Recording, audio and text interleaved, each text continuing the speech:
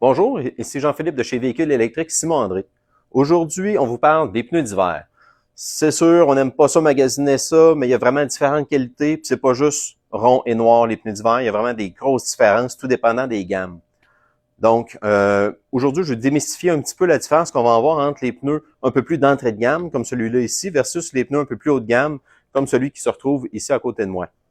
Les différences qu'on va avoir principalement, ça va être avec les pneus un peu plus d'entrée de gamme. Qu'est-ce qui va être intéressant? C'est oui, le coût d'acquisition qui est inférieur. Ce qui permet d'avoir un coût d'acquisition moins cher aussi, c'est évidemment dans la recette du caoutchouc.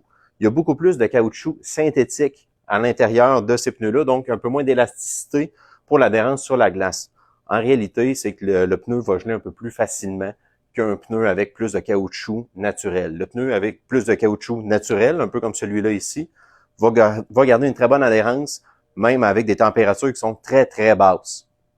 L'autre différence qu'on va retrouver aussi, c'est dans la fabrication du pneu des crampons. Donc, sur les crampons ici, on peut retrouver, il y a différentes lamelles pour l'adhérence sur la glace. Pour avoir un coût de fabrication qui est inférieur, il va y avoir des lamelles qui sont fissurées jusqu'au fond en ligne droite et une lamelle à côté qui va être fissurée jusqu'à moitié. Ce qui permet, lorsqu'on est fissuré de cette façon-là, que le crampon ne va pas s'évaser, puis avoir une bonne tenue de route en toutes conditions. Les pneus plus haut de gamme, un peu comme celui-là ici, on va avoir encore une fois des lamelles, mais ceux-là vont être lamellés jusqu'au fond de type 3 dimensions. Donc, ça va s'embouffer l'un dans l'autre, ce qui va faire que le crampon, même en manœuvre gauche-droite, ne va pas s'évaser. L'avantage qu'on va retrouver avec ça, c'est que le pneu, même quand il va être usé à moitié, on va avoir encore toutes les lamelles qui vont être présentes, versus un pneu un peu plus d'entrée de gamme, que lui va avoir usé la moitié des lamelles, donc on va perdre de l'adhérence à ce niveau-là. Évidemment, il y a d'autres variantes aussi, d'autres choses à considérer, tout dépendant des compagnies des pneus.